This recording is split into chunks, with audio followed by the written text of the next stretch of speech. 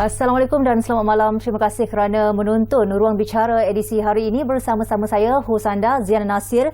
Selama 30 minit kita bersiaran dan kita nak bincangkan berkaitan dengan air. Sebab difahamkan purata penggunaan air di Malaysia dikatakan lebih tinggi jika nak dibandingkan dengan negara-negara lain. Jadi untuk membincangkan berkaitan dengan air, sudahkah anda menggunakan produk cekap air? Apa itu produk cekap air? Semuanya kita bincangkan sekarang ini bersama-sama tetamu di studio. Kita ada Encik Muhammad Nasir Mahmud yang merupakan pengarah kanan bahagian pembangunan dan audit industri Suruhanjaya Perkhidmatan Air Negara atau SPAN. Assalamualaikum Encik Nasir. Waalaikumsalam warahmatullahi.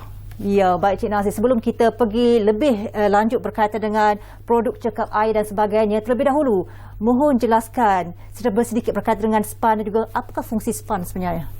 Terima kasih Puan dan terima kasih kepada Bernama TV kerana menjemput saya mewakili SPAN untuk berkongsi mengenai fungsi dan peranan kami sebagai sebuah agensi di bawah Kementerian Alam Sekitar dan Air.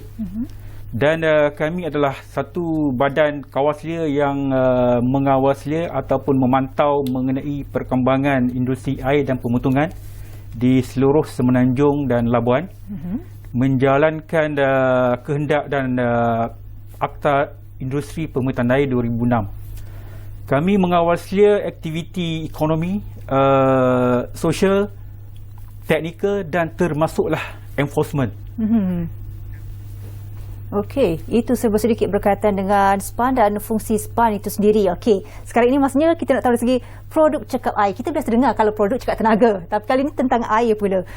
Apakah dia produk cekap air dan apakah dimaksudkan dengan SPPCA? Okey, baik. Satu soalan yang mungkin masih lagi asing bagi kebanyakan pengguna di luar sana. Ya. Jadi malam ini saya sangat berterima kasih pada Bernama TV agar dapat saya berkongsi mengenai SPPCA, skim pelabelan cekap air. Terdapat 5 jenis produk yang telah digazetkan.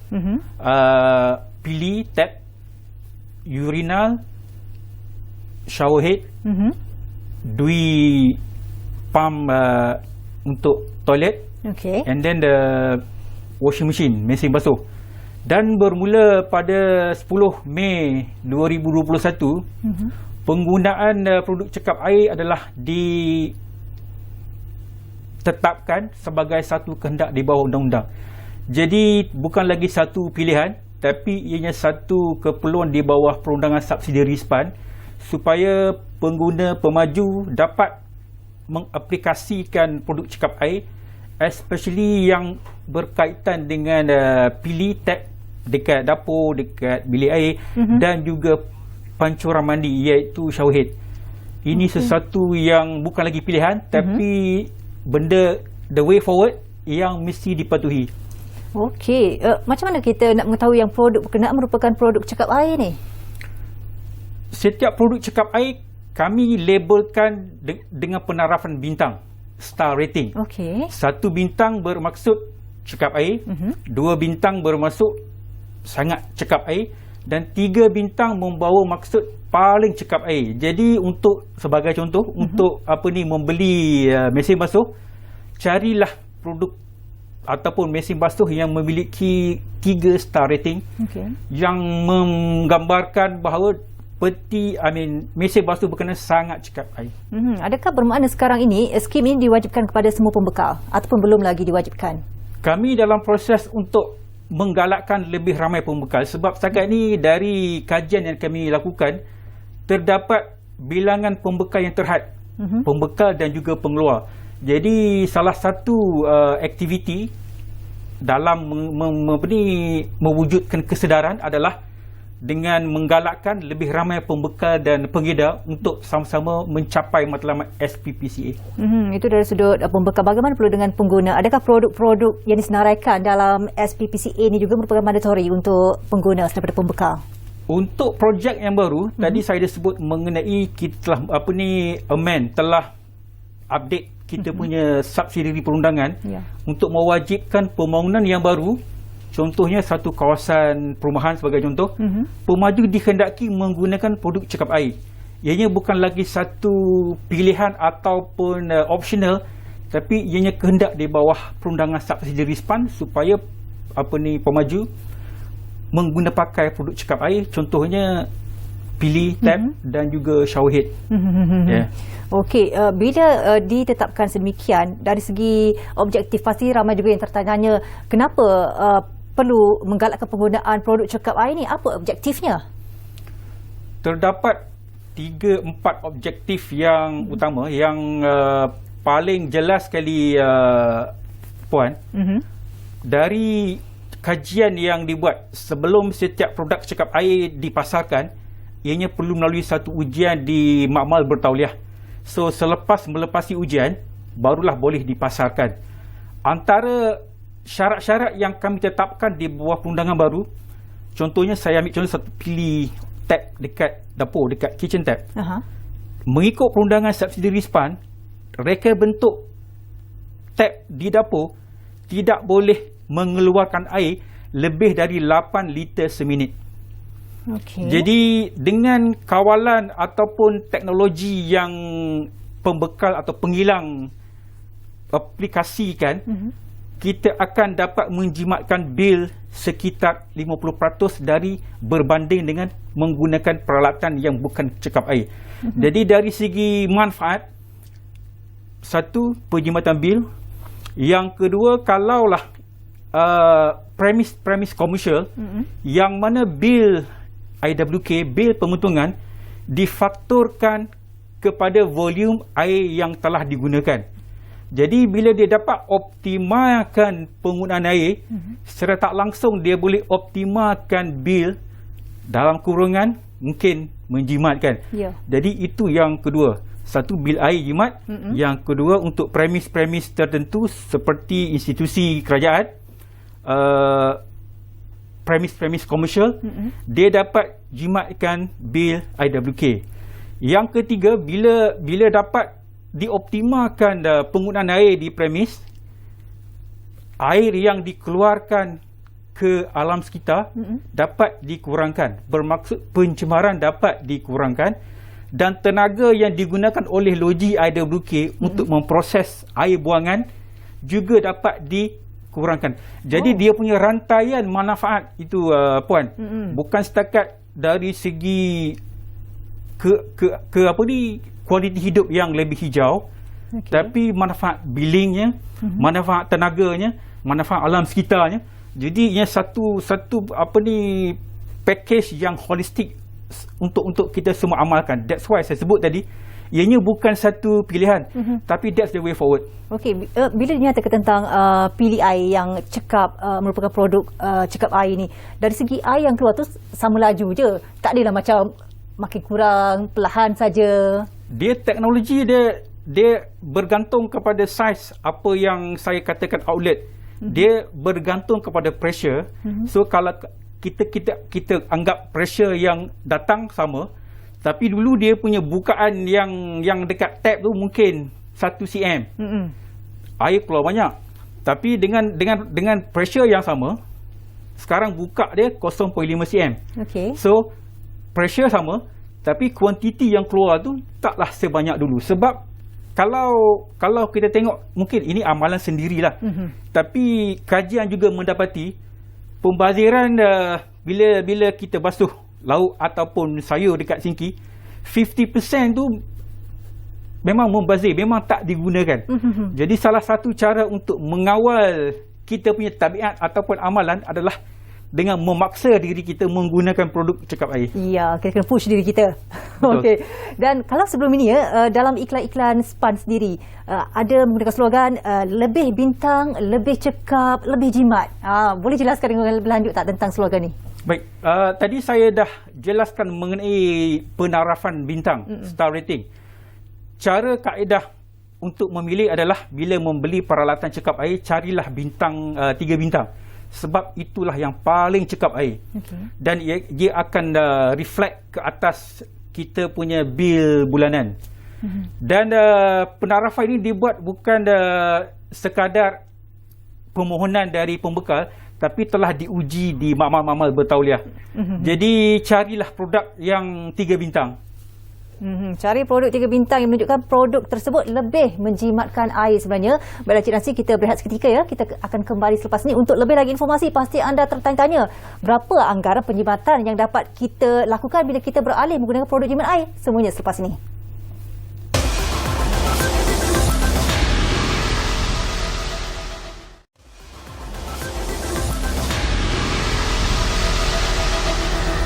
Okey, kembali bersama-sama kami untuk ruang bicara. Kita bincangkan tentang sudahkah anda menggunakan produk cekap air. Kita bersama-sama Encik Muhammad Nasir Mahmud, Pengarah Kanan Bahagian Pembangunan dan Audit Industri Suruhanjaya Perkhidmatan Air Negara. Bila cakap tentang penggunaan produk cekap air ini, ramai juga yang tertanya-tanya berapa banyak boleh jimat sebenarnya anggarannya, Cik Nasir?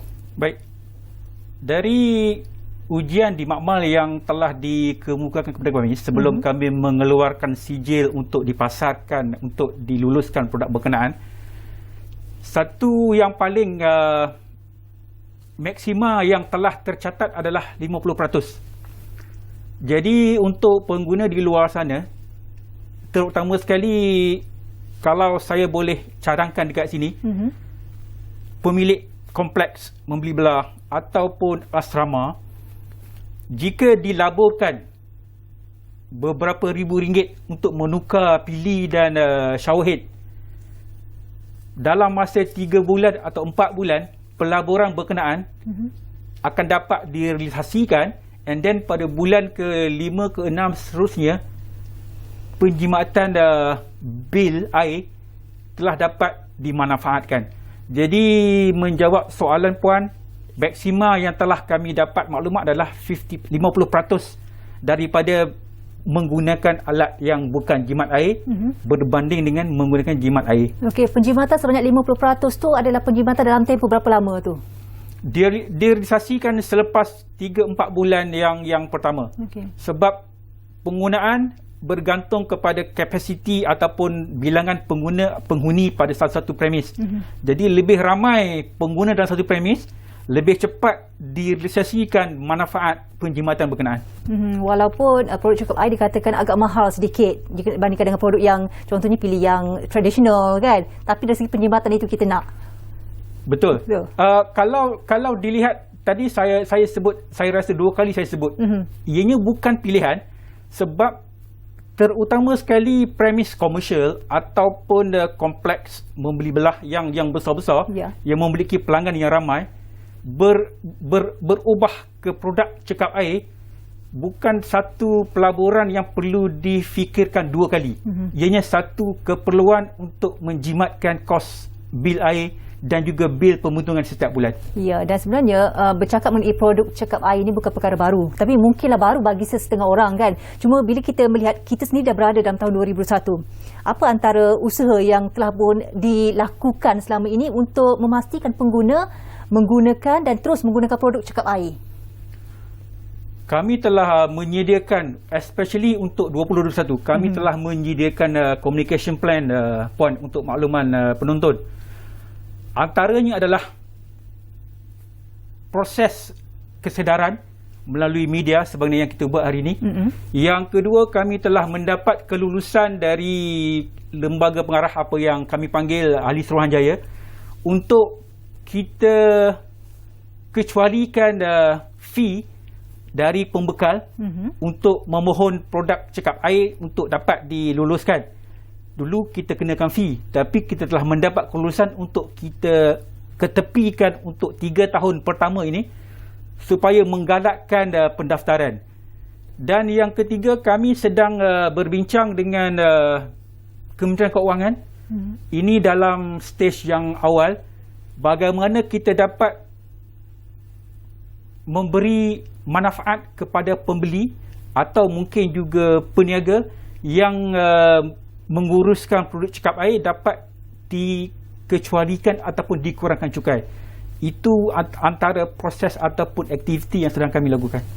Okey, berkenaan dengan sasaran kerajaan sebelum ini nak menurunkan jumlah penggunaan air domestik per kapita setiap hari daripada 201 liter kepada 180 liter. Kalau ikutkan sasarannya menjelang 2020. Bagaimana dengan status sekarang? Sebab kita dah 2021. Kita perlu menerima hakikat sehingga 2020 sasaran yang diletakkan masih lagi belum dapat dicapai. 2020 kalau tak silap saya di sekitar 210 liter seorang sehari. Jadi kita masih lagi jauh 20 liter ataupun 30 liter yang perlu dicapai. Jadi antara hasrat kementerian untuk mencapai sasaran 180 liter seorang sehari, antaranya kami telah di KPI kan untuk menggerakkan, mengaktifkan promosi ataupun aktiviti kesedaran yang sebegini yang kita adakan di media dari segi insentif dan juga pelbagai libat urus dengan pihak-pihak yang berkenaan seperti REHDA, pemaju perumahan dan properti, dan juga dengan kita punya agensi bekalan air dan pemutungan untuk memasukkan ulasan yang berbunyi, sila pastikan pihak tuan menggunakan produk cekap air di setiap pembangunan yang dibuat. Apa faktor yang menyebabkan gagalnya dari segi nak turunkan penggunaan per kapita kepada 180 liter sehari ni? Banyak faktornya. Yang boleh saya kongsikan, satu mungkin sikap. Ya. Tidak keterlaluan kalau saya katakan dengan harga air kita bayar secara relatif berbanding dengan utility lain, Puan. Contohnya telcos dan juga tenaga. Air adalah kos yang terendah. Jadi bila kos rendah, kita kurang menghargai. Bila berus gigi, kita biarkan tap kita running tak tertutup. Bila kita basuh ikan sayur dekat sinki, kita buka je tap, padahal keperluan air mungkin 3 liter, tapi sebab kita buka free flow, mungkin yang membazir 7 liter. Jadi satu sikap. Yang kedua adalah kesedaran. Masih belum wujud kesedaran secara total dari segi pengguna. Dan ketiga, yang telah kami buat dan laksanakan bermula 10 Mei adalah dari segi perundangan. Jadi dengan dapat kita tangani dari segi pertama dengan wujudnya perundangan yang SPAN akan kuat kuasa kan, dengan kesedaran pengguna di luar sana melalui sesi-sesi temu bual dan media yang kami aturkan, dan juga dengan harapan suatu masa nanti pengguna di luar sana termasuklah pemain industri akan lebih menyedari akan pentingnya mengenai penyematan air. Okey, mungkin sekarang ini ramai yang beranggapan negara kita kaya dengan sumber air. Kita risau tentang tak ada air ke dan sebagainya. Mungkin itu salah satu perkara yang kita dah set dekat minda kita selama ni. Apa cabaran yang akan dihadapi oleh SPAN sendiri dalam nak menjayakan usaha ini supaya dapat mencapai sasaran yang terbaru sehingga 2025, kalau tak silap saya, turun dari segi per kapitanya jumlahnya 160 liter sahaja bagi setiap orang sehari. 2030. Bukan 2025 ya? 2030. Okey. Apa cabarannya? Cabaran di pihak kami di SPAN tadi adalah saya telah maklumkan dari segi kesedaran. Macam mana kita nak menerobos, menyelusuri pengguna ke setiap rumah supaya satu hari nanti, sebagai contoh 2030, semua rumah yang baru dibina telah menggunakan produk cekap air, dan juga mereka yang menggunakan air yang banyak, contohnya di kilang, di premis-premis perniagaan, semuanya telah berhijrah dari alat yang lama ke alat yang lebih menjimatkan. Dan itulah promosi yang kami lakukan. Jadi antara cabarannya adalah untuk kami terus create kesedaran, dan dalam masa yang sama bila produk telah matang ataupun banyak di pasaran, kami akan masuk melakukan penguatkuasaan. Mereka yang telah melanggar perundangan subsidi kami akan diambil tindakan penguasaan. Adakah Encik Nasir merasakan ianya dapat direalisasikan di Malaysia? Dengan usaha semua pihak, termasuklah pihak media, dengan bantuan polisi dari kementerian, dan juga pelaksanaan oleh kami di Suruhanjaya Pemerintahan Air Negara. Saya rasa ini bukan satu yang bukan mustahil. Ianya boleh dibuat. Tak ada masalah. Tidak ada masalah. Janji dari segi kesedaran itu perlu diperbetulkan terlebih dahulu. Itu yang pertama sekali, kesedaran dan juga kita perlu mengubah habit tabiat. Sebab mungkin air yang tidak mahal menyebabkan kita kurang appreciate dan menggunakannya dengan membazir. Masalah utama adalah nak mengubah tabiat, nak mengubah apa yang kita dah biasa. Itu sesuatu yang sangat sukar sebenarnya nak dilakukan. Jadi mungkin lebih banyak kempen-kempen yang perlu digerakkan oleh SPAN sendiri. Antara kempen adalah memastikan mengoptimalkan operasi di loji dan juga distribution di agihan. Saya tidak nak menerjah ke satu topik yang lebih sensitif, tapi dari segi banyak pakar-pakar berpandangan, salah satu cara untuk memaksa pengguna menggunakan air dengan lebih berhemah adalah dengan menaikkan tarif. Tapi ia satu kosakata yang sangat sensitif dan kita tidak akan bincangkan malam ni. Ya, sudah pastinya satu hari nanti bila dirasakan perlu, ya. Dan apa perkaitan antara promosi penggunaan produk cakap air dan adakah ianya memberi gambaran yang berkelana air mentah sebenarnya semakin terhad dari semasa ke semasa yang memerlukan langkah penjimatan penggunaan sehingga kepada peralatan tandas? Itu bukanlah satu pandangan yang tepat kerana masalah sumber air bukan masalah sejagat di Malaysia, tapi lebih kepada mungkin kelompok ataupun poket-poket tertentu. Jadi secara keseluruhan ianya bukan satu isu kerana kita lihat di Selangor pun pencemaran sumber air adalah agak jarang, bukan berlaku setiap bulan ataupun setiap 2 bulan. Benda yang berlaku lebih kepada sikap 1-2 premis kilang yang mencemarkan. Jadi sumber air ataupun pencemaran sumber air bukanlah faktor utama untuk kita masuk dan melebarkan keperluan penjimatan air menggunakan produk cekap air, tapi sebagai satu kesedaran ianya berkait secara tidak langsung. Kalau kita tak beralih kepada penggunaan produk cekap air, apa akan berlaku pada jangka masa yang panjang? Yang pasti kita perlu membina lebih banyak loji-loji air dalam masa 10-20 tahun. Sedangkan kalau secara keseluruhan holistik penduduk di Malaysia, kita katalah 5 juta premis telah menggunakan produk cekap air, kita boleh melambatkan pembinaan loji baru. Loji baru kos dia mungkin 100 juta, mungkin 500 juta. Jadi akhirnya pengguna yang perlu bayar dalam bentuk bil air untuk pembinaan prasarana ataupun infrastruktur ini. Jadi kalau sikap tak berubah dan kita perlu membina loji setiap katalah 10 tahun, bermakna kita telah kerugian kerana kita boleh delay pembinaan itu mungkin 20 tahun kemudian. Okey, baik. Terima kasih atas penerangan dan juga pencerahan berkaitan dengan penggunaan produk cekap air. Apa pentingnya untuk kita beralih menggunakan produk cekap air? Yang penting isu kesedaran rakyat sememangnya memainkan peranan yang sangat penting, ya Encik Nasir, dalam kita nak kurangkan penggunaan air khususnya kepada rakyat sendiri, kerana ketika ini mungkin kita rasa kita mewah sumber air yang banyak. Terima kasih banyak-banyak Encik Nasir, Encik Muhammad Nasir Mahmud yang merupakan pengarah kanan bahagian pembangunan dan audit industri Suruhanjaya Perkhidmatan Air Negara. Baiklah, sekian dulu untuk program Ruang Bicara untuk malam ini. InsyaAllah kita jumpa lagi. Assalamualaikum. Selamat malam.